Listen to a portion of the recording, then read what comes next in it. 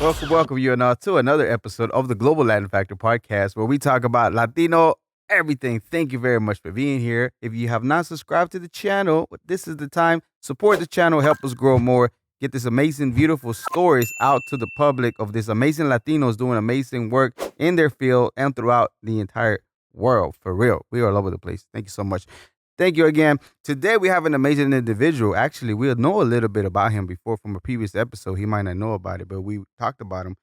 He is a tattoo artist for more than 20 years plus. He's been tattooing, traveling the world, tattooing, has many awards. He is the other half owner of Ink and Beauty Tattoo, located in Fort Worth, Texas. We have Tip Martinez en la casa. How you doing today, sir? I am doing well, man. How are you? Directito desde El Salvador. That's right, baby. Awesome. Absolutely. Do you speak a little bit Spanish? Claro, lo hablo, lo traduzco, lo leo, lo escribo. De todo. De okay, todo. Está bien. So we do a little Spanglish, so good. Thank you so much for being here. I appreciate it. I know you come all the way from Fort Worth. Around this time, traffic gets wild, but thank you. Thank you so much. We appreciate it. You're very welcome, and I appreciate you having me. Absolutely. So here we go. We're going to go ahead and talk first, but we're going to do Preguntas Al Chile. Preguntas Al Chile. Let's do it. I know you've seen the segment. I know you. Shout out to Drea, the spouse, the wifey. She's the one that told me about you, and then when I saw your work, I'm like, ooh. Appreciate that, man. He's somebody that we have to talk to. Appreciate that. All right, here we go. Preguntas al Chile. Let's do it. Tacos o tortas? I'm going to go with tacos. Tacos. Corn tortilla, flour tortilla. You know what? It depends on the day. Like if it's early in the morning, I'm going to go with corn. But if it's at night, I'll go with some flour tortillas. Awesome. You know? Gorditas or pupusas? Pupusas all day, by default. What kind, though? Of where's your go-to? My to-go usually is going to be like a bean and cheese, or usually it's going to be like a revuelta or all cheese. I don't discriminate. You know what I'm saying? Like when it comes to the pupusas. Absolutely. Do you like, of course, you have to have the curtido in it too, but do you like the spicy of the sauce that you have? Do you like to mix it up with maybe a spicier sauce, like a Mexicana sauce? You know what's so funny is that my wife and I, we always talk about this because I didn't grow up eating hot food. Like Salvadorians, we don't really have like chile in our food. Like, Right. I mean, we kind of do, you know what I'm saying? Like, I remember my grandmother, she would put a little bit of chiles, but like, there's no like local jalapenos in the region or anything Right. like that, So like, I'd never, I grew up eating like plátanos fritos, the sweet plantains, Wow. so, Yeah. I put a little bit of hot on anything, and I'm like, whoo, what is this? And you look at the can, and this is mild on it. So you prefer the regular sauce? The regular sauce, Yeah, the regular sauce is good, yeah, so. it's so good. Okay. Plátanos con crema y frijoles or tamales de pollo? Plátanos con crema y frijoles. Yeah. All day, all day. Yeah. That was like the staple every day at my house. Every day? That's Facts. dope. I had some before. A friend of mine, we used to go to a Salvadorian place a few times in Irvin. Irvin? And we used to go in, that's when I got introduced to all the good stuff. There's a lot of Salvadorians in Irvin. Like, I Yeah. did not know that. Because Really? Fort Worth, like, when I was growing up, Mm-hmm. I think the only other Salvadorians that I knew was my cousins. Really? Really? And they were girls. When did you find out there was quite a bit of Salvadorans in Irvin? Who told you, or how did you? You know what's find crazy? the community? It was recently, not even that recently, but kind of. I closed down I was at a studio my police was up. So I closed that down, and I was looking to relocate, and I was actually waiting for a spot to open up where I'm at now. Like, that's Awesome. where I have my eyes on. Yeah. So in the meantime, I was taking my appointments at Rose Gold Tattoo over on Irvin. Shout out to them. Mm-hmm. Okay, my boy Edgar and Patty, they're the best. So I went over there and worked over there. Mm-hmm. And being over there, like, oh, you're Salvadorian, there's a lot of Salvadorians over here. And I was like, oh, really? He's like, there's a little Salvadorian restaurant up the street. So I got on Google. And I'm like, oh, that is crazy. There's a lot of pupuserias out here, And then I met a couple of clients that were Salvadorian, and that's kind of how I figured out that there was like a little hub of them over there. That's awesome. That's but awesome. yeah, so I do got a couple of spots that I go to over there. That's pretty good. Doesn't it feel good to run into your community when you're out and about? Like again, you're thinking that you're the only ones is your cousin, but here even in the DFW, there's like a whole freaking community of Facts. crazy. It's growing up, I didn't have a lot of that. You know what I'm saying? Like a lot of like other people around me that were my culture. Yeah. So yeah, anytime I meet somebody anywhere that I'm in the world, they're like, and I'm sure you feel the same way, anywhere you go, you meet somebody, you're like, hey, what's up, baby? But even if they're not, even if they're like, Mexican or Peruanos or wherever they're from, anywhere that I run into them, it's always love. You know what I'm saying? 'Cause Yeah, I feel like absolutely. though the flags might be different, like la cultura is like the same. You know what I'm Yeah, saying? Like yeah. to a certain extent. You know what I'm saying? Yeah, we a lot of Latinos, a lot of have a very similar upbringing, very similar things that we do. But you're right, real close to it. Some of the things are different, but culture wise, it's like a good 80%, almost the 80%. same. Facts. Right. Okay. Salsa verde, salsa roja. If you was to have, you rather not. I get the verde one for You do sure. the verde one. Yeah, yeah. Awesome. If I with tacos, I got to put a little bit in there for sure. Yeah. Menudo, pozole. None. None. None. None. Cool, cool. Is it the texture? Is anything your wife never actually introduced you to, or is it just not your thing? You know what? Kind of like any soups are not really my thing. Soups are not your Hot, thing. yeah. When I was a little boy, Yeah. in my grandma's house, it would be hot every day, and every day would come from school, and it was like a pot of soup. I was like, no. So as I got older, soup was like something that I only maybe when I'm sick or something like that. Yeah. But other than that, So it was a little bit of trauma. little bit of trauma in there from the childhood. Food. I mean, yeah, you're right. Nobody wants to eat sopa. It's like a staple whenever it's cold. Whenever it's You want to cold. warm your body and all that stuff. But not when it's hot. Too hot. Now it is too hot. Okay. Valentina or Tapatio or Cholula hot sauce. Any of those? All three of them, I All guess. three of Yeah, them? so with Nice. chips for sure, and a little bit of limon in there for sure. Okay. Tell me. So pretty much people in general know pupusas, right? Mhm. Or the plátanos con crema and frijoles. But do you think there's an underrated dish that people don't talk about it much? There's a Salvadorian dish that people need to know or You know introduce about? themselves to? What's crazy? I guess the other. I mean, it is pretty well known. I guess if you're in the culture, but if you're not, we do like these sandwiches, like panes con pollo, and then Mm, so it's like a sub sandwich, but the chicken comes with like its own little caldo or a little juice, and they put like lettuce, tomatoes, rábanos in there, and then just like kind of drench it over the top with juice, and like really? yeah, that's also a staple, but not very well known. You also have another thing called is arriwa. Arriwas are like made out of corn, and they have cheese in them. So think of it like a really flat cornbread Uh that huh. has cheese in it. On top, No, like in it. So inside? and mixed with the corn masa. Really? So when you tear it, like it's cheesy. You know what I'm saying? And Arriwa. it feels like bread almost? It Is it feels like bread soft? almost. It feels like bread almost. Really? Yeah, it's pretty good. It's pretty good. Okay, yeah, I'll make sure I check that out. Some of those dishes that you know what I like? Yuca. Yuca's Like, good. Yuca's good. Yuca's good yeah, for I sure. really like yuca a lot from y'all. It's just good to me. Yeah, Just dip it on different it's like a little sauces, different extra type things. of fry. You know what I'm saying? Yeah, Like a little crunchy. different type of yeah, it's literally like a fry, but it's got a different consistency, different flavor. I like it more than the fry, so pretty cool. Okay, what is a somebody told Ooh. me, little birdie told me you kind of like conspiracy theories a little bit. So give me your top 3 conspiracy theories that when you heard, you're like, man, no way, that's not true, or that's has to be true. You know what's so crazy is that I got down the conspiracy rabbit hole like around 20 years ago, like maybe my second year into tattooing. Really? Tattoo artists are very, like eccentric people. You'll Absolutely. meet like artists, everybody. So I got to this shop, and at that shop was kind of like I had already heard about a couple of things before, but Hmm. then I started to hear about like secret societies around the world and stuff like this, and like the deep government, like how like our government's just like like the poster child, but then somebody else runs behind that. Yeah. And those were like, what? Those were like the beginning of like, nah, man, like being really plugged into the matrix. But Right. I will say a lot of the conspiracies that I looked up ended up being true, and then like, so nowadays, I could go on and on about them. Okay. Let me get 3 of the ones that as you were knowing about it later on, a few years later, they came to be true. What would those be? Okay, the Kennedy assassination. Like, if you want to go watch, I mean, there's a ton of stuff about it, but like, a really good one is um, JFK revised through the Looking Glass, and that one's very informative due to the fact that a lot of those files you couldn't actually.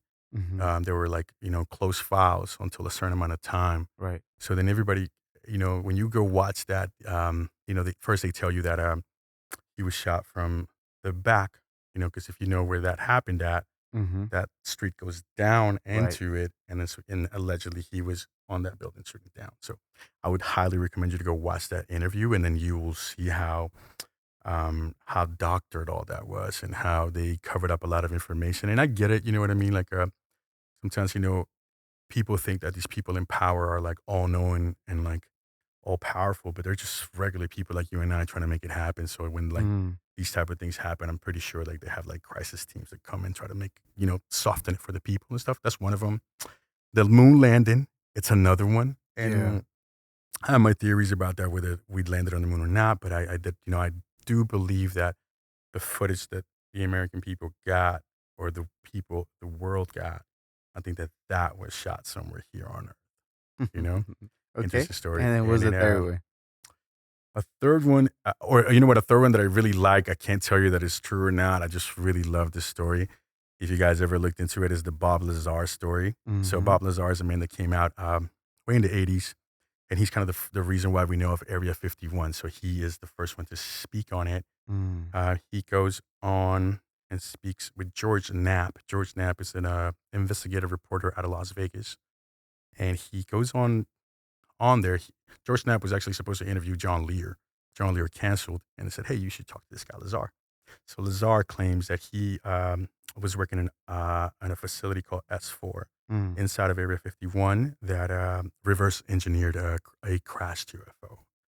And I highly recommend that you watch that as well, and then you can make up Yeah. your mind whether you believe that or not. You hear those conspiracy theories about secret societies, but you always think here in the U.S., but around the world, Of course, there could be other ones that we don't know. of course. And You have the deep state thing is interesting because even though the government's in place, I don't know. I get a sense there's always somebody else, in the shadows or in the not in the behind the shadows, but theater literally dictating what needed to be done.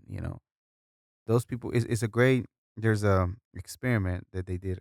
And it's not exactly. I'm not gonna set exactly to you. I can't remember right. But it's more of a person of authority they put in place to be able to look like somebody's in charge. And as people, we were willing to follow that particular person, such as a president, right? You put a president in front of the masses, and hmm he's a authority hmm person. They're gonna lead, but that's just like a the smoking face of the mirror. company. Yeah, Yeah, correct. the face of the Face of company, the the company. So CEO, but not everything else that goes correct, on. correct. And I think there's a little bit something to that. We don't know, of course, because everything else, the media, everything that we get media based, somebody dictated that needed to be put in And front of us. yeah, in the documentary with JFK, there's an assassination attempt that happens to the president of France, and he has a. You have to watch it because I don't want to like speak on it, but it implicates the U.S. And Mm, so he gets on the phone to tell him that the U.S. had nothing to do with it. And in that conversation, he tells him that he doesn't have full control of his government. So, mm, so like basically saying like the president is almost like the face of the corporation, and mm-hmm, then like the board members are who actually make the decisions. But when you think about government and stuff like that, we just don't get to see it. And it is true. Earlier, you said how like here in the U.S. you have a certain elite group of people, right? And around the world you have other ones, and you do like you have like the Jesuits, you have the Rosicrucians, you have the Society of Vril in Germany. So there's a ton of groups that are yeah. that are that are all like influential, if you want to say it like that. They're not necessarily like in power, but they're influential. I You mean, know, I'm pretty sure they're the ones that dictate a lot of the things that goes on in the agenda for the masses. they do, They didn't want them to implement. So they that's do. pretty cool. I like it. I like conspiracy theories because I I think do. somewhere somebody says something to somebody and it trickled down and it got kind of diluted a little bit, Correct, but something was there. They initiated the conversation of something being kind of funny, maybe a correct. conspiracy, until years later, all of a sudden, it becomes to be a real deal. A real deal. Real deal. Yeah, yeah, it's crazy. Okay. Okay. So I recently went to Vegas, right? And the sphere that's So in that Vegas, right? The big ball. Okay. I went in there because you said earlier about the Matrix. So I go in there, I watch the show. They have, you can walk around and check it out. You go, and it's like you sit down in the theater, you watch the show that they're gonna present a presentation. It's like a movie. So when you're there, like the whole freaking thing lights up and it's all images and everything. But the trippy thing about, I know you heard before the conspiracy that we're in the Matrix or this is not real and all that. yeah. Okay, check this out. So as I'm there, I'm getting those thoughts because as they're portraying it, like they putting an image in front of us, Hmm. that depending on what the scene is, Hmm. the smell, you can smell that. So if it was like lavender on the screen, Yes, that's what you were you can smelling at. smell Wow, it. smart. The temperature changes as you're there. Desert, The cold. movement, Wow. like if a elephant, one of the scene was an elephant, and you can move. And I was like, bro, if there was ever like a machine or program that can do that for Re- you, the Matrix is like a it's real real deal. thing. Yeah, it's crazy. It's crazy. Yeah, it's crazy. Bro, it was amazing It to was. I be bet it there and was feel that. I'm like, wow, because you're fully immersed. Because you're fully everything. You immersed. feel like you're in a freaking spaceship traveling through Time the with through freaking space. time, through space, through different places on Earth. It was crazy. I That's highly awesome. recommend y'all check out Sphere. That's awesome. Free plug in Vegas. Y'all owe me next time I go. Okay. So when you think of the word Latino or when you hear the word Latino, what is the first thing that comes to mind to you? To me, to be completely honest, a lot of pride. Mm, A lot of pride because I feel like all Latinos, no matter where you come from, we're very resilient people and real trabajadores. You know what I'm saying? And obviously you have your bad apples in every basket, right? Like no right. matter what, but I think it's a lot of pride. Like when you think about, and the reason why I say a lot of pride is because, to be completely honest, this is my theory, right? If you're brown, if you're a descendant of any indigenous type of group Hmm. throughout all the Americas, Mesoamerica, whatever. If Right. you're a descendant of that and you're still alive in this time, like you should be proud because you survived colonialism, you survived the smallpox epidemic that killed almost 90% of the indigenous people. That's a theory as well. But so if you're brown, if you have like indigenous features, like Right. you should be real proud, bro. I actually have a tattoo of Kukulkan tattooed on my shoulder, and the dude looks like me. He got long hair and he's got a long nose, and he looks like he's from Mesoamerica. And so I'm proud. You know what I'm saying? Like so and everywhere I go, I look at it like I'm a representative of my race. Yeah. Like something. Amazing the way that you just described, to think that your ancestors outlive all those All those things that things. were against it, Mhm. and you're And here you're here. still kind of looking I'm like still kind of them, like and you're here representing who they correct. are. That's crazy. I never Yeah. heard of it. Did you get that tattoo prior to the movie Black Panther, Kukulkan, or that was Way, yeah, way way way after left. before? I actually like ancient history is kind of one of my hobbies. Hmm. So I study a lot of like you know, from the Olmecs to the Aztecs to the Lenca people to the Incas and all over the world, like like Egyptians, The like Anunnakis and all the other ones. correct, like the like the Mesopotamian and all of that. Like I'm really heavy on that. So Yeah. so but the reason why I got Kukulkan Khan is because he's like the bearer of knowledge. You know what I'm saying? Hmm. So and I have my theories about that, as a matter of fact. Because Please share. Don't don't so don't don't cool, stop cool. us from you sharing. So, you just mentioned the Anunnaki, right? So, Yes. for the people that don't know, the Anunnakis are mentioned in stone tablets that were found here in on Earth, in the area of like Mesopotamia, which is modern day Iraq, if you were to think about it like that. And these tablets have like a lot of the stories that you've read in the Bible. So, like for example, like the story of Noah. Hmm. That story, there's a very similar story to that story of Noah in those tablets. And I believe it's mentioned in the Epic of Gilgamesh, which is one of the oldest writings that we have Many in the world. religions write and recorded that there was a great flood Flood, that happened at one time, correct. even including the Mayas and the In the Mayans and the Aztecs. Aztecs, of Hmm. course. So in those Mesopotamian tablets, it said that these Anunnaki leave the planet, or in one of those interpretations, shall I say, because I don't want to like stumble over my words, or people Hmm. say like that's not what happened. So in one of those interpretations, they leave the planet, and a certain being gets sent back to reestablish civilization on Earth. And in the tablet, he says that he comes over the ancient city of Kem, which is Egypt now, right? Hmm. And then he comes down, when he walks out of his ship, that the survivors and are like barbarians and greet him with spears. Hmm. So jump over to Mexico, Kukulkan, this feather serpent, right? And the feather serpent comes down, opened his mouth, and then a man came out of it. That's exactly the tattoo that I have on me. Hmm. So my theory is that potentially in an ancient past, some human beings were highly advanced and technological and some weren't. And sometimes you say, well, how could that happen? Well, right now we live in the United States. I'm speaking into this microphone and my voice is being recorded. But in the Amazon, you still have people that are hunter and gatherers. You Absolutely. understand me? So if a great cataclysm were to happen, who do you think would survive? They are. Exactly. We'll go back. Well, We'll know the concept of a phone. We'll know correct. the And concept of a car, but are we able to make one? I'm not able to create a phone. I'm not able to absolutely. create towers to talk to each other. Yeah, absolutely. I might know about it, but I don't know the how to create a phone, Correct. As long as that, make a car, as soon make as it gas. runs out of battery, it's done. So from what I've read, I think that there's a possibility that there were some human beings that were able to survive this cataclysm and came and Yeah. restarted civilization. And when they say that this feather serpent came down, that it was like purple feathers out of his neck, that it landed and his mouth opened up and a man walked out. So me thinking in today's terms, if I were to hear that story, I would say that some type of vehicle came down. And what maybe they interpreted as feathers, it was the jets slowing that craft down. And it wasn't his mouth that opened up, but it was the cargo door that opened up and a man walked out of it. Okay, check this out.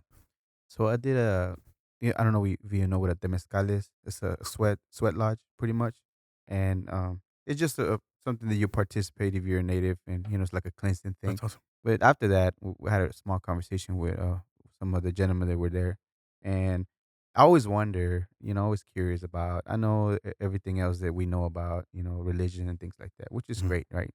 I think it brings a lot of peace for some people that really practice and helps them grow. Correct. But I always wonder about different things, and we were just in conversation. He heard from the natives and some of the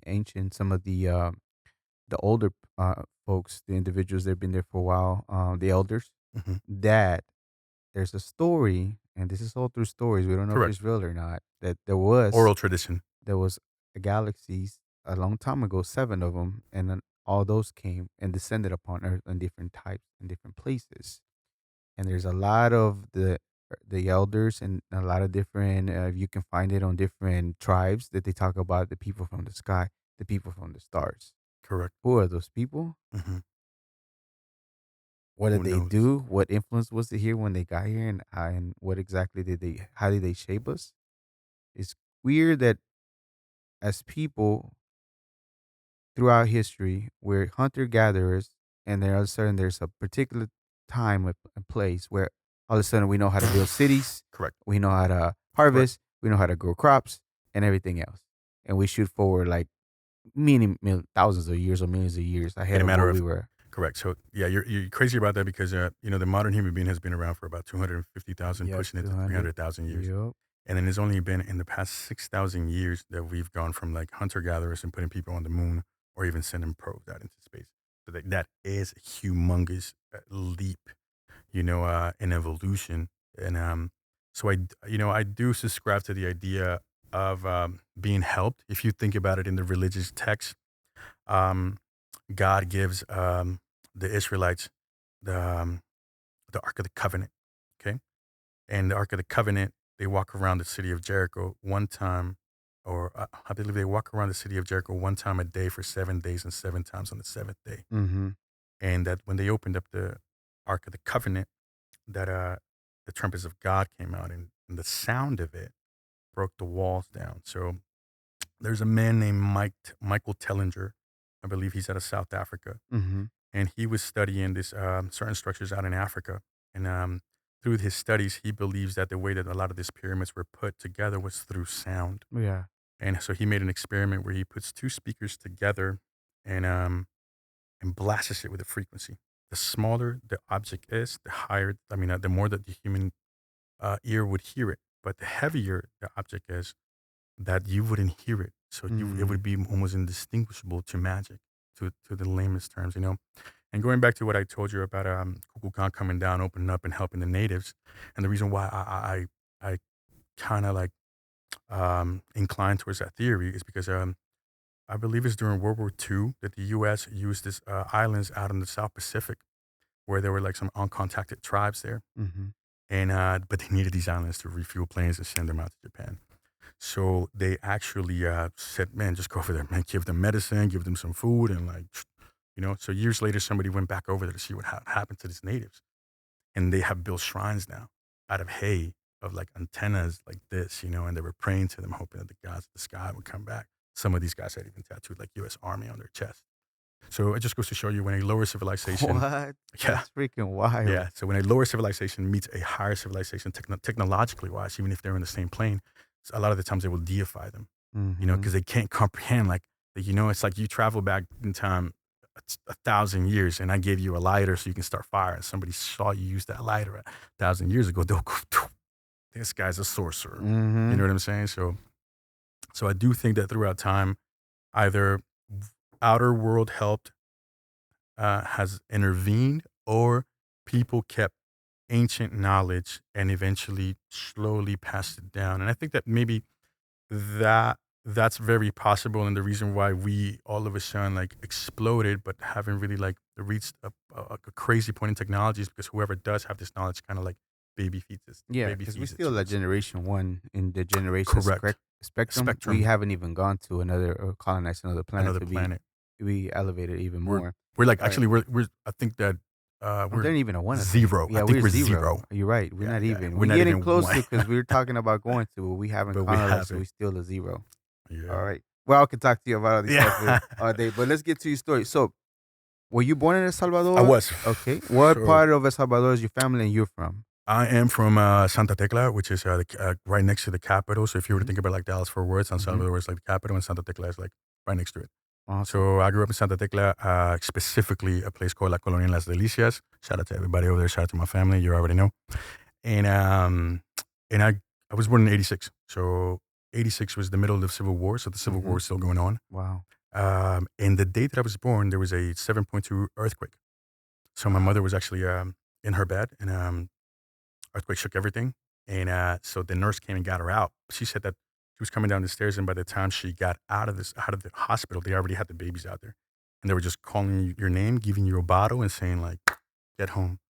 So she just had me like, while everything's in ruins. Are you serious? Yeah, and then some Wow. lady that knew her saw her, and she was like, "What are you doing?" It's like, "I just had my baby." She's like, "Get in the car, I'll take you home." So she took her home. So my dad and my uncle went to the hospital thinking that she was like under all that rubble, Wow. and then got back home to find me and my mom already home. That's wild. So yeah, it's crazy. My whole life as a little kid, like, "Oh, I remember the day you were born. I was taking a shower and everything shook. And El Salvador lays like Mexico. It's in the San Andreas fault line. Mm-hmm. So like, every like 10 to 15 to 20 years, there's a massive earthquake that kind of comes Yeah. around. But that earthquake was very significant at the time. And there was a ceasefire.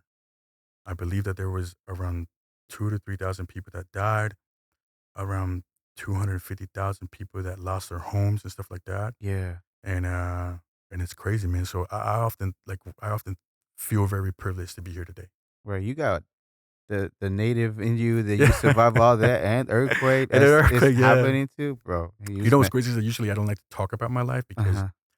it's been so eventful that like some people like that haven't been through anything like that or have never heard of anything like that, like think it's fake. Mhm. So a lot of the times, like I have very much like chosen not to speak about it or Yeah, downplay yeah. it or stuff like that, Absolutely. But I appreciate you opening up. Thank you so for much. I sure, think for it's sure, for super sure. dope. Uh, I mean, I know people in '85 earthquake in Mexico that happened. It was Correct. like crazy, Crazy. that survived and they were good, and people were pregnant at the time, at the same time, pretty much giving birth at the same time everything was happening. Mhm. People were babies and survived the earthquake. So it's a real deal. It's a real deal. It's It's a a real real deal deal. that It's a real happened deal. in all over the place. So Yeah. I wouldn't doubt you at all whatsoever. Okay. And then when is it that your family decides to make it to the US? Do they go anywhere else? So Is it a reason why? Is the war still happening? the war was still happening. Uh-huh. My father was in the military here in the States. So that's kind of how we got to come over here. Um, he left when I was about 2 years old. And then Mhm. when I was around 5, I came to see him in Houston, went back to El Salvador. And when I was around 8 years old, I think I went to go see him for like Father's Day type of surprise. Right. And I ended up just staying with him. Really? I ended up not going back to El Salvador Oh, wow. and going to school in the U.S., So he was the military in the US? Correct. Awesome. Correct. Thank you for your Correct. service. For Appreciate it sure. very Shout out much. to my pops. Yeah. I know. Okay, so you decide to stay. I'm pretty sure he has to go through the process of making you legal license. Does your mom join y'all later, or? My, I stayed with my father from age 8 till about 14. My Uh-huh. mother decides to move. I had an uncle that moved to Texas, like I think like maybe 87, no, Right. maybe like 89 or something like that, and set roots up here for from that time. Mhm. So my mother, when I was about 14 years old, she came here, and I came to visit her. I surprised her the same way that she surprised my father. So she was actually eating at medieval times, and my uncle was like, "I'm gonna go into the restroom," and went and got me at Love Field, drove me back. So then I Wow. came down the stairs. I tapped my mother on the shoulder, and I was like, "Hey, mom," and she was like, "Hey," and I hadn't seen her like in many years at that time, So Yeah. give me a hug. But when we have dinner, we go back and I check out, and so I go to her apartment, and she has this 1 bedroom apartment, little twin size mattress. I was like, this is where you're living? And she's like, yeah, it's okay. Don't worry about it. Like, I got a job. I got a car. I'm in school. Like, I'm Yeah. learning better English. Like, we're good. Yeah. And I was like, man, mom, but you're like alone and you're in the hood, and she just didn't really understand that at that time. Yeah. So I went back to California with my pops. That's where I was staying at the time. That's where I moved to when I left El Salvador. And I was basically like, hey, man, I got to go. He's like, what do you mean? I was like, I can't, my father did really well for his life. So like at that time, we're really, it's me and my two youngest brothers, my stepmother, we live in a beautiful home. I got a pool in the back, a jacuzzi, basketball court. He's doing well. And I was like, I just can't be here thinking that my mom's sleeping like that. Got So we went kind of back and forth for a little bit, like for like a week or two. And it was about I think it was already summertime. Or it was about to be summertime. I was already training to play football. It was ninth grade. It was ninth grade. It was like So you still summer. in high school? I was in high school, yeah. Wow. So I was like in summer camp for football in California when I just, every day I was just thinking that she's alone. My mother's a beautiful woman, so I just told him like, yo, either you take me to the airport or my boys are gonna like drive me over there. So then like Mm. we had this talk. He gave me this prodigal son verses from the Bible. And then I left and I moved to Fort Worth. Shout out to the west side of Fort Worth, as a matter of fact, Las Vegas Trail, Lake Como, Texas. Yeah. And I moved to the west side of Fort Worth. So that's where my mom was at. Here recently, I did some motivational speaking at a middle school in the north side of Fort Worth, Elder Middle School. And I was Really? super nervous. And so years ago, I made a post on Facebook and I tagged my friends from high school at that time. Mhm.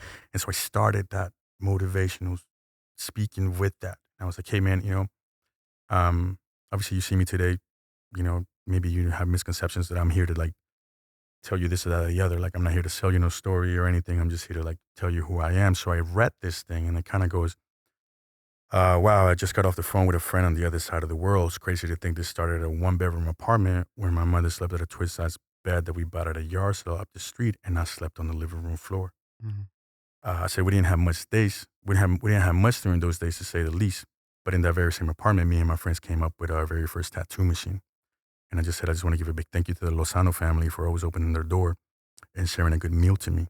And I tagged everybody, my boy Sergio Hernandez, which is a very big reason to why I tattoo. I'll get into that later. Mhm. And I just wanted to paint the picture for them, like this is where I was at. So I went from a very privileged type of lifestyle, Right. living with my father, to coming and living in Fort Worth, living with my mom, and like her not having much, but we had each other. So like that's what mattered to me. Mhm. So I was sleeping on the floor. And I remember one time my friend came in my apartment. I was like, yo, I got to get the basketball. And he's like, I got to use the restroom. Can I go in there? I'm like, yeah. Thank you so much for checking out this full episode of the Global Land Factor podcast. Make sure you go and subscribe. Leave us a thumbs up. Leave us a comment that you were here today. Thank you very much. Till next time. And he goes in and like goes into the restroom, comes out and like opens the door. And he's like, oh, it's your mom's room. And then he opens the closet room and he's like, oh, this is the closet. And he opens the other closet. And he's like, yo, where's your room? And then he noticed my pile on the floor and he's like, Tip, you're sleeping on the floor, bro. And I was like, it's all good, bro. It's temporary. Like this, it's like, I had a bed before. I know what it is. Don't worry about it. Yeah. And to put it into perspective, like I was sleeping on the floor, but I had a friend upstairs that was sleeping in the same floor plan as me, but he had 5 siblings in there. Mm. So then, who had it worse? Yeah. So even though, But how do you, even though it's your boys, you always want to be cool with them. You know, they kind of sort of know you a little bit more, not feel shame or anything like that. Instead of like, it's all good, bro. It's temporary. Don't worry about it. How does that come? Where does that where come does that from? come from? I think it comes from growing up in El Salvador and Right. seeing real poverty Mm-hmm. and and and and seeing little boys like carry, leña up the mountain, or kids and their dads picking through trash. So I, f- I felt like I had a roof over my head. There was AC in that apartment. I had hot shower in that shower. Like You was living a good I was, life. I know what it is to be really, really, really poor. Yeah. So I always felt like, and then it was true. My mother was also a type of woman that real trabajadora, a smart woman. So like I knew that this was because I've lived with her before and we had it good. Mm-hmm. So you know what I'm saying? So I know she likes nice things. She likes to dress well, so I knew it was a temporary thing. But I feel like, you know, maybe some people would be ashamed of those things. And I think that like as a kid, if you're growing up and there's nobody to tell you it'll be all right. You get yourself out of here. It's tough to not feel ashamed. Mm-hmm. But I thank God that I experienced many other things around that time that kept me strong through that, in a sense. Right. I like the fact about the perspective part, right? That, and I was just talking to a friend. A lot of times, I don't people that I talk to that have a tough things that are going on and stuff like that. I don't like try to belittle their situation, but like, look, put it like this, right? I don't doubt that you're going through some hard stuff, right? But think about the people that are in another country that are going through war, that they had a house and all of a sudden now they don't have a house anymore. Mhm.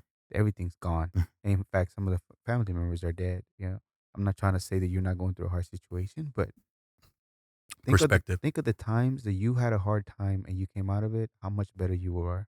I understand it hurts. I understand it's bad. I understand it's not the best thing. But believe me, whenever you finish with this, you're gonna be better like were before. Mhm. Because that's what's happened in your life. Hardships build character. Hardships Facts. build good people. Facts. Where did you get the opportunity to go speak with do a motivational speak? Is that something you're pursuing or is it something You that know what's came up? crazy? My cousin, she is a social worker out of Fort Worth. She works with different schools, and she has set that up. So she had my other cousin, which she is graduated at UT. She's a doctor. Mm-hmm. Right now, she's actually like raising her kids and just focusing on that. Awesome. Luckily, her husband does well to be able to take care of them. And so she went there and spoke, and I believe my cousin's husband went, and then she asked me and Andrea to go and speak, and what was crazy about it is that she's like, I was like, how many kids am I going to talk to? She's like 30 or something. I was like, all right, cool. Do it in the library. I was like, all right, cool. Maybe I can bring like something to use it as a projector or something. It's like, yeah. And then when I get there, she's like, hey, we moved from the library to the gym. And I was like, oh, all right, it's cool. And I was like, she's gonna talk to like a little bit more kids. I was like, all right, how many kids? It's like 120 kids or something. I was like, oh my God. So that's why I told you I was so Right. nervous. Right. But what I ended up telling these kids, because this little girl was like, how, I started tattooing when I was 14 years old. So she was like, how did you know that little that like that's what you were gonna do in your life? And I feel a lot of the times like people, all people, no matter what, sometimes they're like really busy trying to find their purpose. Mm-hmm. And they don't really understand that you're in it, that you're in your purpose in this very moment, that everything is like a part of that journey. And so I told them, it's not that I knew, it's just something that became so consistent in my life. And eventually I figured a way to monetize that. You Mm-hmm. understand me? Gotcha. But right now, maybe you're passionate about makeup. Maybe you're passionate about like sewing costumes together. It doesn't really matter. Maybe somebody's even making fun of you for it. I said, for some of you, maybe school's your refuge. Maybe you come to school and at school, like that's your refuge, and you're like, God, my boys here, my friends here, like your girlfriends are there, and maybe there's a teacher that you really like. God, man, thank God. Maybe because at Right. home things are crazy. Maybe Right. it's the opposite. Maybe at school, you come to school and this is hell, and maybe at home, so when I read them that I was living by myself, like it was just me and my mom, I told them that like, you know, maybe no one believes in you, because that's how I felt as a little kid. I was like, but it didn't matter to me, you know what I'm saying? Because if I didn't believe it, then who was, So I was like, there was times that as a little kid, I looked myself in the mirror and I was like, I just felt that like something important was bound to come into my life. So I needed to be ready, Mm-hmm. and because a lot of the times, like, people are like, "Oh, I just don't know what I want to do. I want to, pursue real estate, or I want to do this, or I want to do that." And so they start something and they quit it, and they start something and they quit it. And a lot of the times I notice that in life, like, for example, prior to me starting my tattoo journey, I worked at all kinds of places. I worked at Finish Line, AutoZone. I worked at the post office. Mm-hmm. And it's like every single job I was at, I met someone that introduced me to an opportunity. And that's truly when it goes to saying, like, it's not about what you know, it's who you know. You know what I'm Right. saying? Because it's really like this one person met you, so they heard about something, and they remember that you could do it, so they hit you up about it. And man, I now got this job, So that's what I mean by, like, you're already living in your purpose. Mm-hmm. So so it was really, really great to talk to these kids, man, and be able to try to motivate them. And at the end of it, my cousin and the teacher came up to me, and she was like, regardless of anything, like, you changed the kid's life today, Yeah. And at the end of it, like, I was wearing my shirt. This is my logo. So Mm-hmm. I had it on my shirt. The girl had it on the shirt. And this little girl came up and she's like, "Hey, can you draw your logo on my hand?" And I was like, "Yeah, sure." And I drew it. And bro, like 50 kids out of those 100 and something lined up to come and talk to me and get me, and then for me, and like just drawing my logo and signing my logo on all of them. You know what I'm saying? And That's crazy. so it was cool, because I wish, I kept it very real with them. I kept it very real as far as like how I got to this point. You know what I'm saying? Because I Yeah. feel like kids these days, they're in the era of, like, they know everything. They can get on Google and, like, Not only fact check you. that, but they get the pretty nice Instagram picture post whenever you already made it. And the story behind it, the years and years of struggles of getting to there took a minute, you know? Facts. Some people say overnight, but man, it was the longest night. If it was the longest night, you ain't lying about that for sure. Yeah, Yeah, that's pretty man. cool, man. I like the preparation part that you knew that something great was gonna come out, and Mhm. you always prepare because people say uh, opportunity meets preparation meets opportunity At the whenever right it's time. ready at the right time. Mhm. So that's great. Okay, so you were talking about earlier about the tattoo. You and your boys created the first gun, and you started tattooing at 14. How did 14. that happen? What's crazy? I think that, like, being in the hood and being an artsy kid, like, we were already doing graffiti. So, like, tattooing was kind of like the next thing to it. Hmm. So I actually moved to Texas and I started, meeting people. I met my boy Sergio. So he did graffiti, I did graffiti, and we ended up getting real cool. Hmm. So one day he's like, second period, and he's like, "Hey, what's up, bro? What's up?" He's like, "You want to get a tat?" I was like, "What?" He's like, "Yeah, man, I got some tattoo ink." I said, "All right, fuck." So we skipped second period, and we go to the softball dugouts because we knew nobody would be there. So we hopped the little fence of the dugout. We get in there, and he picked uh, an M for my last name on my shoulder. Like, we threaded it, we dipped it, and we picked it. And I was like, Hmm. took like an hour to do a line this long. So then a couple days after that, we made that tattoo machine at my apartment, my mom's apartment, as a matter of fact. And once we made that machine, it was kind of off to the races. Kind of off Mm. to the races. We weren't, we didn't know anything. So I heard of a dude up the street that tattooed. So I went over there. I was like, I'm gonna peep what this dude is doing. Mhm. So I asked him to give me a tat. He put my name on me right here. And I showed up, and his girl opens the door. And I was little at that time. So I opened the door. She opens the door. She's like looking down on me. And I'm like, she's like, "What do you want?" And I was like, "Is Angel here?" And she's like, "Yeah." So she like gets out of the way, and it's a long hallway. It's like a long hallway, and like older house. You know what I'm saying? Like in the hood, long Yeah. hallway, and the restroom at the end of that. Right. And he's with the restroom open, and there's a mirror in front of him, and he's tattooing himself. He's like, "What's up, man? What you want?"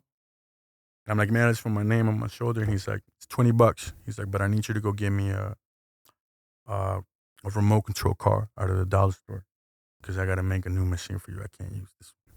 I said, "All right." So I went and did that, came back. He fucking stabbed me. Probably one of the worst scars on my body as far as tattoos. So I was like, "Oh my God, this is what a real tat feels like." Ooh. So then I get back to my side of town. I told my boy, "I got to stab you." That's hilarious. I Stab gotta you. stab you, bro. He's like, "Yeah." He's like, "Bro, he stuck the whole needle in and then dragged it." He's like, "Oh, no way." He's like, "That's all right." So, bro, once that happened, like, I think a week later, I tattooed like the Tupac cross on his back, like the length of his back. Yeah, yeah, And yeah. funny thing about it is I just tattooed him maybe like a month ago. Last month I tattooed him. And I asked him, I said, "Do you have any pictures of us as kids tattooing?" And he goes, "I have one." I Mhm. said, "I need that." I need that because we're little kids, bro. We're like, I remember a picture of seeing one that one of my friends had, and I was like, oh my God, I look so little here. And we were already tattooed, you know? So I think like just being in the hood, being an artsy kid and being curious is what started that journey, you know? So, because by the time that was at 14, so by the time I was 15, like, you know, it was like people were coming to my mom's apartment and I'm tattooing them before she gets to the crib. And she would come into at that time we had moved from that one bedroom apartment to the next apartment complex next door. And I had a room. And in that room, I had all kinds of things, bro. Like spray paints. And then so she would come in and she'd be like, if you're going to be painting, you need to do it outside because you're getting it on the carpet. Little did she knew it was actually tattooing that had fallen on the carpet. And one day she actually came in and I was like in the middle of building a tattoo machine. She's like, "What are you doing?" I was like, it's like I'm making a little portable sewing machine so I can just like draw my tattoo on the shirt. She was like, "Wow, that's very clever." I was like, "Yeah, thanks, mom." Just kept on making it. That's hilarious. Yeah. So, okay, so what are people saying in school? Teachers, anybody noticing they have Nah, tats? nobody. You know, we live in if you were living in the early 2000s, the inner city of Fort Worth, man, there was already kids in middle school with tats. There was Mhm. already kids in middle school with tats. Like I remember, like even when I was like maybe like in 10th grade, of seeing kids come in from middle school with a bunch of tattoos. I was like, wow, that's crazy. And then there were already other guys. Like there was already other guys. Like we were tattooing. My boy Chuya was tattooing, and there was this other Filipino kid that was also tattooing. So there was like that was already heavily going on, Wow. you know, by the time we kind of got to it, you know. So, but I would say that me and my boy Serge at that time were probably the best. Okay. And then I just so happened to maybe never give it up. So So at 14, you continue to tattoo. When is the next first opportunity for you to? Is there even an idea for you to go to a shop and start doing it, opening your own business, or is it more like we're just gonna do it from the house right now because we're making money? you know, at the beginning, I really did it because I loved it. I I like I said, I had other jobs, bro, and I was doing other things in the street as well. Mm-hmm.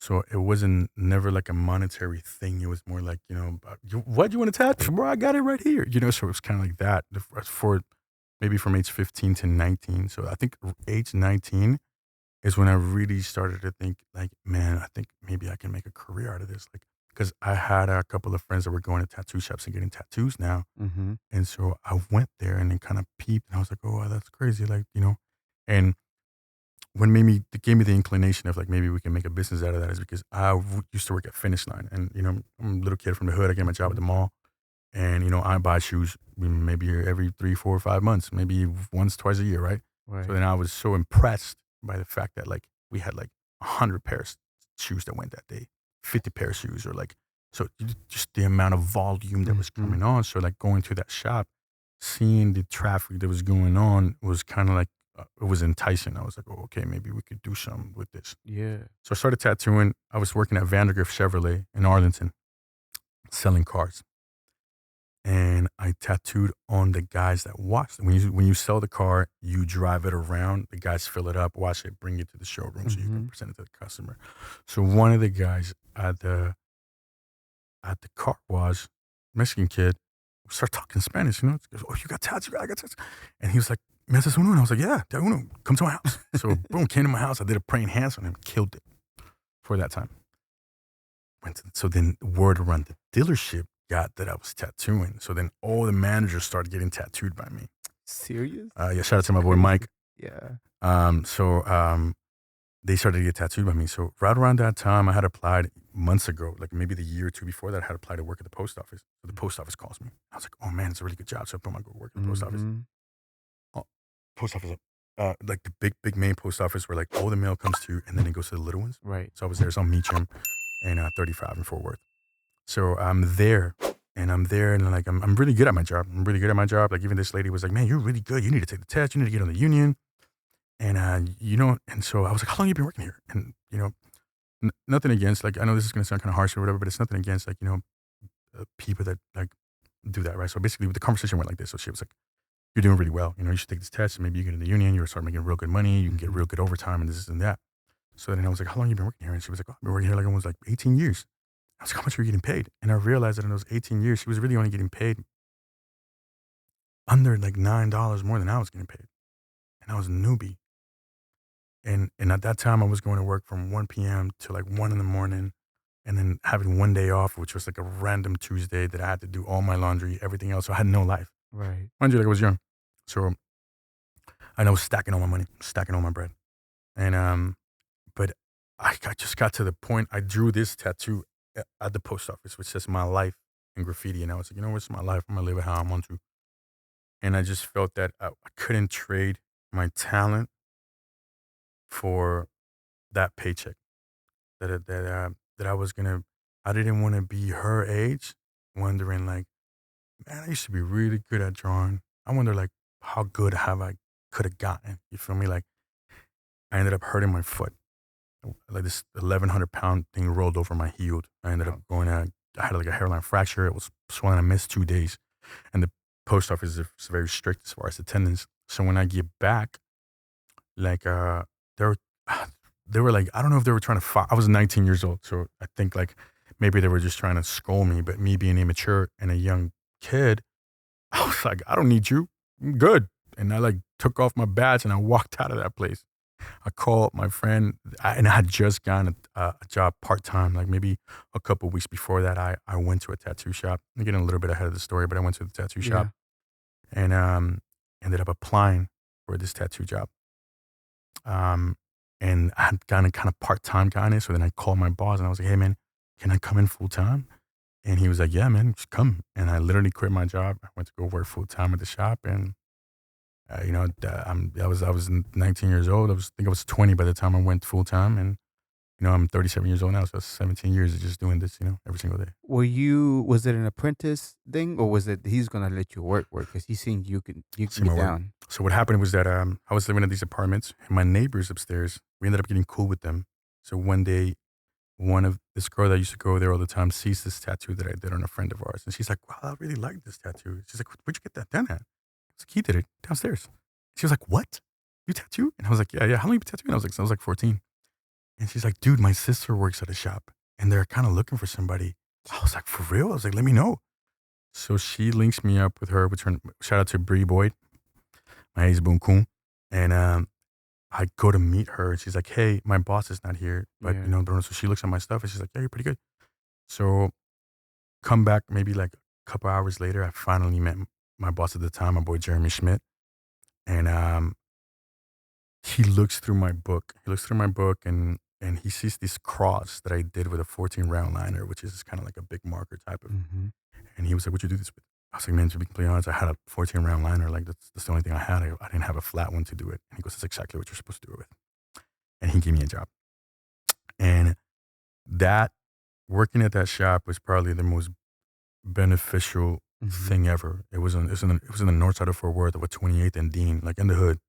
You feel me? Taco truck right in front of us, like party at night. But so and but he ran that shop very militant. Mhm. Like to the point that the way that I set up my station to tattoo is still the same way that he taught me, 17 years ago. Wow. And just he ran it a certain way. Like, he was very much like, you're fucking that tattoo up, he'll pull you to the back and be like, "You better get your shit together because So I'm it going to was finish straight that to tattoo." business. There Straight was to no playing business, no around. playing around. So Even though it was the tattoo it was shop, a tattoo. people got a weird feeling he's a professional. He wants to do it the right way. Facts, and then Awesome. one time I was like, "Oh man, I think this people really like me." And he goes, "Fuck if they liked you. If you fucked up that tattoo, they're going to get home and nitpick it. Mhm. So I don't care if they don't," because he's like a type of person that I don't care if you don't like me. If you came here to get tattooed, You're gonna shut up get a and sit great down. tattoo. Yeah. And moving forward, it was a super asset because I thought I went from being at home to being at the shop that was Mhm. like very established with rules. So it was like almost like a culture shock of like, oh, I guess this is how it is at a real tattoo shop. So, Mhm. and then from there, went to other tattoo shops and realized that it wasn't like that at every tattoo shop. So it was very beneficial to be at that shop. That's good. I mean, it creates good habits for you to whenever you get ready to go into your own, have your own style. At least you know the foundation or the professionalism that people are there to want to get a tattoo, and when they get home, this nitpick it or not, if they liked you or not. What Correct. kind of work did you What kind of do? work did you do? Yeah. Okay. So you start traveling at one time or another. Was it during this time at this tattoo shop, or was it Mm, at another time we start no, traveling? traveling really didn't come. What's crazy is that at that shop that first year, I told myself, like, man, like, we're not going to do anything. We're not going to play the street. We're not going to do shit on the side. We're just going to focus on tattooing. Mm-hmm. And I gave myself like a year. I was like, if this doesn't work in a year, like, and man, like around month number 6 or 7, I'm running through the money that I got saved. There's times where like I'm 3 days straight at the shop and not a single soul has walked in the door. I'm like being so counting all my little chips, And I remember one time like feeling very discouraged. And there's a QT there now. But before that, it was like a tire shop, like Fast Eddie's tire shop or something like that. And I remember looking over and I was like, man, this is it? Like, is this what I'm gonna be looking at? Like, damn, I just left the post office. I was making good money there. Like, man, should I like not quit this? And I was like, you know what? Like, it ain't even been a year, bro. Just keep on pushing it. So about a year later, I was doing okay. I built my clientele. So, you start tattooing like year 1, year 2, you're kind of honing in your skills. It's not really till like year 3 to year 4 where you're actually making money. Mm-hmm. Luckily for my situation, like, I've always been very talented at art, like since a little boy. So that allowed me to progress a lot faster, and I became obsessed with it. Mm-hmm. So like, I would drink, eat, sleep tattooing and drawing. So year 2, I went to go work at a tattoo shop, and at that tattoo shop, I met a guy named Sleep. Shout out to my boy Sleep. He's out of Fort Worth as well. Amazing tattoo artist. He did this, my chest, and he shows up at the shop. I get hired on. He comes in a couple days later. He does black and gray. I do black and gray. So I'm kind of like, we're measuring up, And I'm like, so what's up, bro? Where you from? He's like, oh, I'm from Fort Worth. I'm like, oh, you're from Fort Worth? Oh, okay, cool. And so I was like, where'd you come from? Like, what tattoo come from? What? He's like, oh, I just came from Paris. And I was like, Texas? He's like, nah, man, like Paris, France. I was like, what? And he's like, yeah, man, I've just been in London and I've been in Paris for the past like 6 months. And I just, I'm back home. My family's here, my kids are here and stuff. And I was like, what the fuck? So him and I developed a really good friendship, like outside of tattooing. And we start kind of doing a couple of local tattoo shops and local conventions. So we go to Austin, and he was the apprentice of a local tattoo artist out of Dallas, legend. Matter of fact, his name is Boog. I don't know if you know him, but Boog's out of East Dallas. He's probably one of the first like Chicano tattoo artists to really take the flag over in France and all over the world. Like he's been in Japan. He sadly passed away a few years back. So Sleep used to be his apprentice, and that's how he got to go to Europe. Mm-hmm. So at that time, I was moving to San Antonio to open up my first tattoo shop with another tattoo artist that I had met at that shop. So he was like, come to London, man. Come to London. You got to come. Bro, it's good over here. And I was like, dude, I can't leave, bro. I'm opening the shop up. Like, I just can't go. And I remember my girlfriend at the time telling me like, man, don't even worry about it. Like one day your name is going to be called. Like, you know what I'm saying? Like, you just got to keep on your plan, keep on focus. I was like thinking like, I may be losing out on a great opportunity. And I was like, man, you know what? You're right. I'm going to just stay the course. So I go to San Antonio for some time. I tried to go to this business venture with this dude. Mm-hmm. That ends up going south because this dude ended up being like the worst business partner ever. But I ended up staying in San Antonio. I met really good people out there, and I pretty much lived there for about 4 or 5 years. So around 4 or 5 years, I'm coming back to Fort Worth. I'm tattooing in Fort Worth, and I start coming back a lot. And like, I love San Antonio, but the DFW is like it's a bigger market in a sense, you know what I'm saying? So at a point in time, my boy's like, you should just come back, man. You're over here like every other month. And I was like, you know what? I think I am. So then I ended up moving back to Fort Worth. And then my friend Sleep and I, we link up, start tattooing together. And then we're like, maybe we should open up a little spot. I was just you and I, like, we just split the rent. And I'm like, we should totally do that. So we get a little room, bro, a little suite. We get a little bit of suite. He works in the morning, I work at night. Sometimes we're there working together super tight, you know what I'm saying? But we're both super creative. So we both like pushing each other like that. He's probably one of the best artists, like raw artists, period. Like the motherfucker can do anything. Like, he can sculpt, he can paint, he can do digital, he can print the shirt, like do anything, Super talented motherfucker. So I was like, hey man, you still got your connects in Europe? And he's like, yeah. I said, we should go. He goes, you got a passport? I was like, yeah, I do. He's like, we should definitely go. I was like, damn, for real? He's like, bro, actually next month, in 2 weeks, there's like 4 conventions we can hit. I was like, get the fuck out.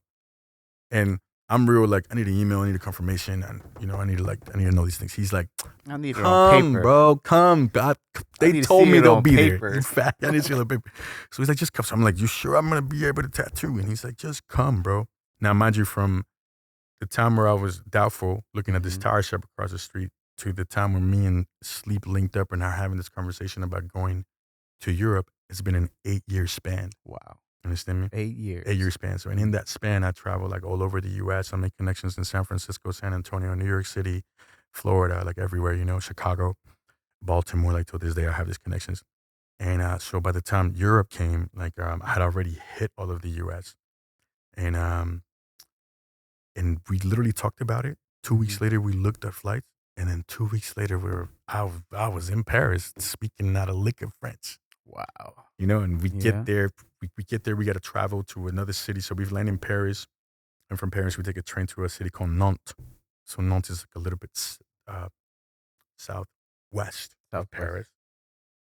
And we go to Nantes, we do the convention, and true to his word, I get there, and then he's like, bro, my boy's gonna let you tattoo, chill. And I'm like, all right.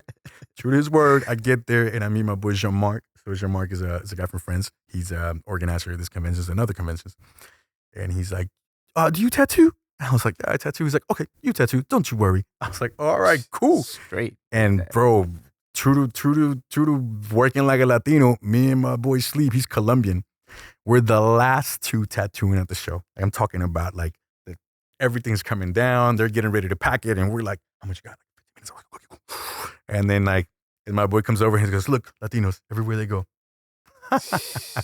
Freaking And all over in all over Europe. They already know. They already know. And you know what the crazy thing was? Man. That at the time, I think I had shorter hair. My boy was bald, and so it was the first time. Like, mind you, Latinos and especially the Chicano culture is huge in Europe. Wow. Like, huge. Like, I'm telling you, like, there's girls with bandanas wearing Cortez, dudes with, like, puff jackets and stuff. And, like, there was a dude, there's a bald dude, puff jacket, Pancho Villa mustache, bro. I literally walked up to him and said, what's up, boy? You from LA? And he's like, oh, désolé, je suis de Paris. He's like, I'm sorry, I'm from Paris. I was like, oh, je parle pas anglais. I was like, oh, he don't speak no English. I was like, oh, wow, that's crazy. I was like, oh, that's crazy. My boy told me, like, yeah. Another one with Mi Vida Loca tattooed, like, on his forehead, bro, but they're French. That's wild. So it's huge. The culture's huge. Culture. So this French dude comes with a camera and he goes, excuse me, Latinos, Chicanos? And we're like, yeah. Like, from America? And we're like, yeah, we're from America. And he like went like this. Bro, it was like 50 people in front of us taking pictures. Because like, wow. We're in a small town in France. They've never seen like a brown person with a bunch of tats, Latinos like us, so. And my boy Sleep, he does a lot of like the Chicano art, the the cholas with the like, what I mean, the payasas and stuff like that. He does a lot. He's cold-blooded at that. A lot of lettering and stuff like that as well. So at that time I was doing a lot of Day of the Dead art. So I had a lot of Day of the Dead art. So we was heavily representing the culture on table, So it was the first experience. I was like, oh, wow, this is crazy. Like and he had told me like, people are going to go crazy over you. I was like, for real? He's like, dude, they never see, all they know is the documentary they saw on TV, so wow, that was beautiful, man. That was an awesome time. I made great connections there, and until this day, man, I got solid people out there, man. That's freaking so amazing, bro. To know that they seen it on TV, they heard it in a documentary, but when they see somebody that is just from over here, be like, wow, a freaking instant celebrity, just like that. And to be honest, Europeans love everything American. Like what you hear in the news, they're like, oh, bro, if the French hate us, and like, bro, I couldn't be further from the truth. Like, I've met people over there that they're like so about the American culture. They know every single pop culture movie that has came out. Like, do you know in 1987 Tom Cruise came out of this movie? I'm like, no. You're American? How you don't know? And I'm like, bro, I live over there. I don't. You know what I'm saying? Like, and they love the culture. Like, the Chicano rap, like they love all of it, bro. Like it's insane, but it's love over there. Awesome. At least on my side. Absolutely. We're running a little bit short on time. I know. I appreciate very much sharing everything that you have. It's freaking cool as hell to be able to listen to, go into the other side of the world, Europe, be able to tattoo. Know they know our work ethic. They know what we stand for, and they know we're solid. Facts, bro. We're solid. Tell me about, before I let you go, your name. How did your name come to be? Tip. It's crazy. I got given that name by, I was playing the street as a little boy, you know what I'm saying? Like selling a little weed and this and that. And the guy that I was getting my stuff from, we would get into these conversations about like, Aztecs and Mayas and stuff like that. And he would just always be like, you're on a different tip, boy. these little boys, they don't know where they're going, but you on a different tip. And he started to call me that, and it kind of stuck. And then my boys around me started to call me that, So that's where that kind of came from. You know what I'm saying? You're just on a different tip, That's So freaking dope. yeah, Okay. And also another question. So eventually you became your own tattoo owner Correct. with your spouse. correct. So now y'all have a tattoo shop that, you right now maybe transitioning, but it's great. How does it feel to have your own spot that you'll be able to, just make it your own, make it the way you want it to be, of course, with somebody that you love and get it to work. How does that feel? It's great, man. I'm raising my kids to be entrepreneurs. Like I'm not raising them to like if they get opportunities to go to college and they want to pursue that, obviously Mhm. like, I'm gonna be supportive. But whatever, you want to be a dentist, we're gonna own it. You want to be a hairstylist, we're gonna own it. Whatever it is, we're gonna own it. So I think that like today we live in a day and age where like entrepreneurship is very very high. But I feel proud that I've gotten to this point. You know what I'm saying? Mhm. Like to be completely honest, because when you're Latino, when you come from the places that we come from, we're really a statistic. So to get to the point that I'm in front of you, talking to you and telling you my story, like Right. it's huge, And I highly recommend anybody, if you're thinking about starting your own business, if you're thinking about doing your thing, I highly recommend you that you do it, because sometimes it's not the monetary compensation that actually like brings fulfillment to you. It's the fact that I can say, you know what, I'm gonna take these 4 days and hang out with my kids today, or I don't miss like a recital, or she has a little performance, like I can like me and my father, after our move, we had a little strange relationship for a while, and maybe by the time I became a father, we kind of started to like kind of click back together. So then that day that I had my daughter, we get on the phone and he's like, what are you gonna do? You gonna call your boss? I was like, Dad, I'm gonna call no boss, I am the boss, they call me. And that was a really proud moment Mhm. and I know for him too, because he's a tough dude. He has a saying like, "Oh, you're having a bad day? Would you drink a cup of concrete because it's Tuesday and the bills are due?" Like that's the type of dude he is. Mhm. And so I highly recommend you, man, because there's nothing like finding out what you're truly made out of. And I think that um, being an entrepreneur, having your own business, obviously every experience is different for everybody. You know what I'm saying? But with a lot of ganas, bro, todos salimos adelante. Everybody, When you were everybody talking wins. to that lady at the mail at the post office, and you were seeing and realizing that her life pretty much was given to the post office, and really much advancement Hmm. was given, and then to the point where you got hurt, and they were really, even though you were really good, that wasn't enough to kind of sort of keep you around or like let you be. Hmm. Was that kind of sort of set off the fact that you needed to be your own boss, needed to be an entrepreneur and make your own money, or was there something else that happened that made you want to do that? Where Um, did the entrepreneur spirit come from you? I think that tattooing very early as a kid for money, being broke, and having to sell little this, little that Mm-hmm. as a kid, and like l- keep it honest. Me and my boys sold little weed, did this and that, da da da. So doing that at such an early age, at 14, 15 years old, there's a checks and balances that happens when you're in that world at an early age, and it's like that entrepreneurial spirit that grew out of that, out of necessity. You know what I'm saying? I think that the Mm-hmm. entrepreneurial spirit was already in me, but to pinpoint it for you, when I was a little boy, my mom, she had a boss. I understood the concept of a boss. Mm-hmm. And I wanted my mom to do something. And she's like, I can't, baby. I gotta ask my boss if I can do that. And so my uncle, which is her brother, her Mm-hmm. older brother, he's, he's been an entrepreneur his whole life. I didn't know that as a little boy. But I just remember that anytime he showed up, oh, it was good time at my grandma's house. Like the he brought meat to eat. There was fireworks. You know what I'm saying? We're going to the beach, or he's got a Yeah. he's got a membership at the country club, so we can go swim over there. And I asked my mom, like, yo, what does she do? Like, who's his boss?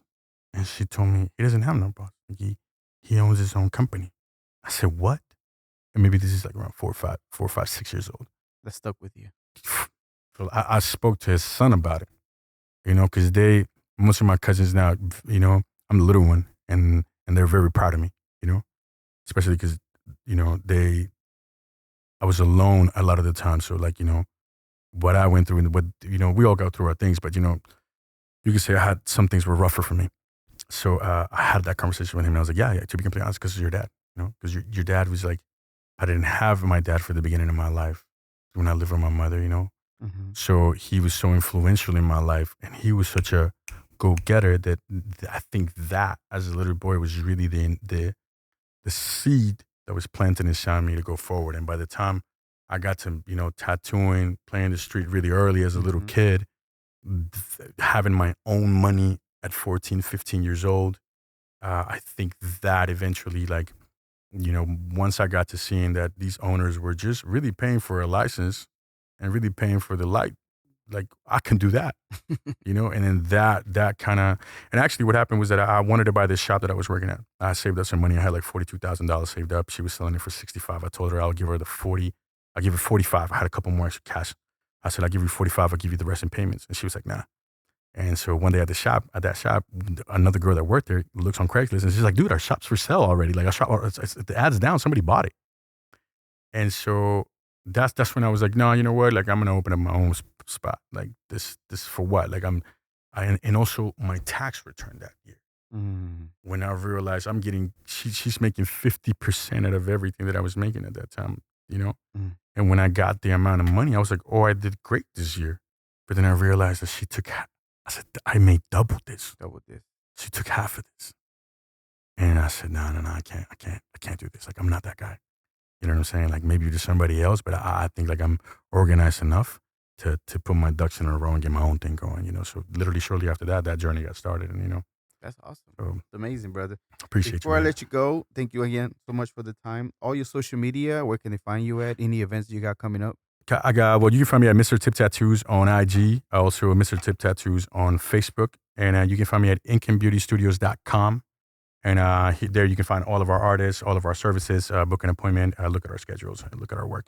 Website looking very nice. Thank you so much. And you specialize in what particular art or what particular tattooing? I do black and gray realism for the most part. So if you wanted to get a portrait, if you're wanting to, do anything like that, high realism, anything like that, you can look me up.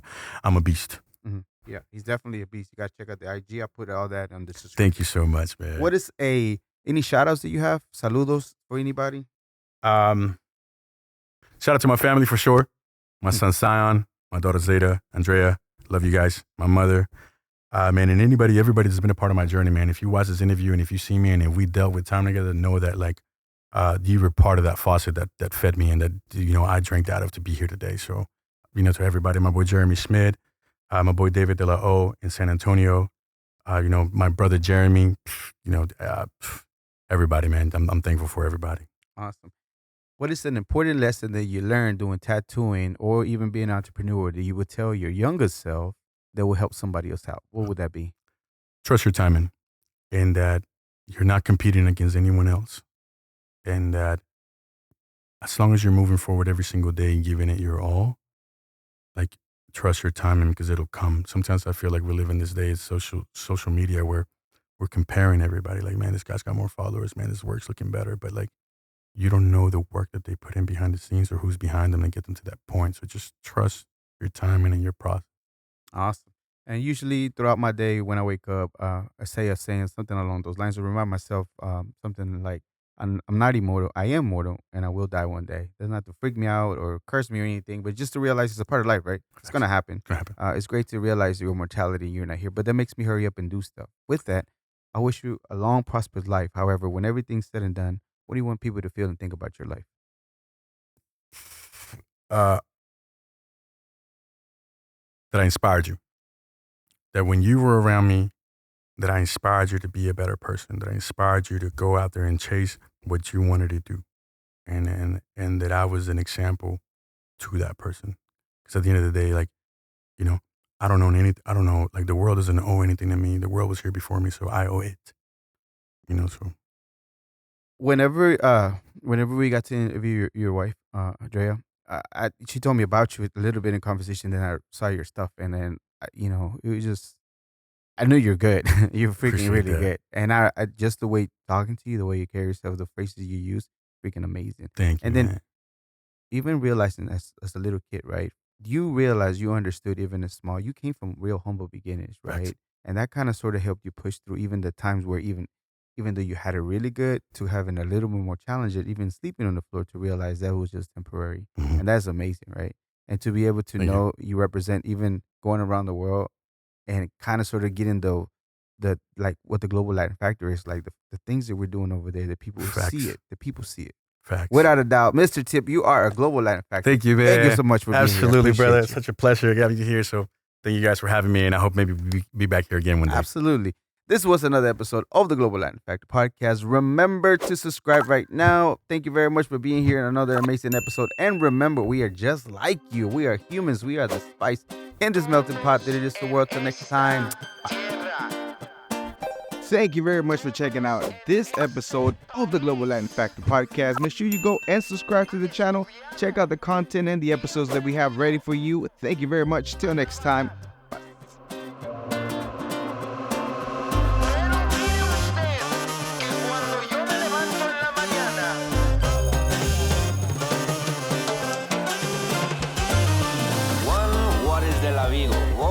Pero but in fact is a flamingo coming to Havana and from Puerto Rico.